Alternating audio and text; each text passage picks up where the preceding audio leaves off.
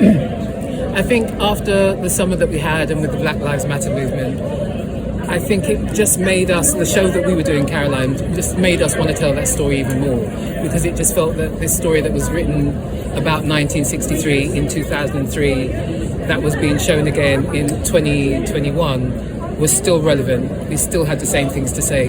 We don't feel that society had moved on. We're still talking about change. So at least we're having the conversation now, but I am just of a mind where I'm fed up with the conversation. I want action now. You know, this has been going on for so long. So I think doing the show, that just informed who we are as people, and I think that came out in the performances, because we wanted to tell that story. We needed to tell that story. There was a hostage situation at a synagogue in Texas right before we were supposed to go on stage and do one of the shows. And I just remember we were all stood around in a circle not knowing whether we should address it or not. It was so real that there were Jews in danger. There was an anti-Semitic sort of event happening, and that our show is so relevant, but it almost feels like, do we go on stage and do a show? It feels self-indulgent. And then to go, no, we have to. This is what the show is about. You know, it's about Jews, and it's about them feeling unsafe and what to do, and that was a very interesting moment. Yeah.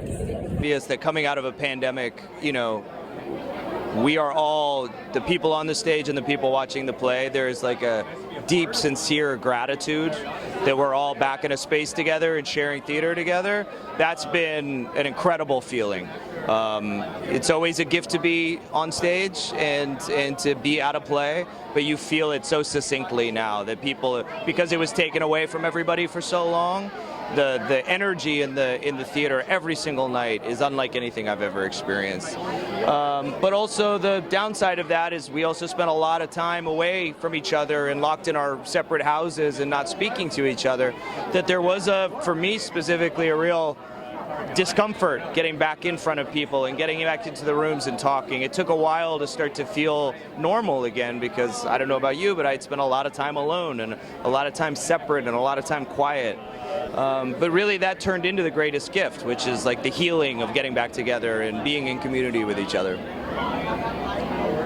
I think especially this season, coming back after COVID, it's the season where we have even more of a responsibility than before to tell stories. Our run was really in like the deep of one of the big COVID surges that are still going on, I mean, here in New York, and what it brought was a lot of fear. I mean, it would feel hopeless at times to be doing the show and then be like, you know, what if it all just goes down? You know, what if we get sick? What if it doesn't happen? What if we can't reach as many people as we want to?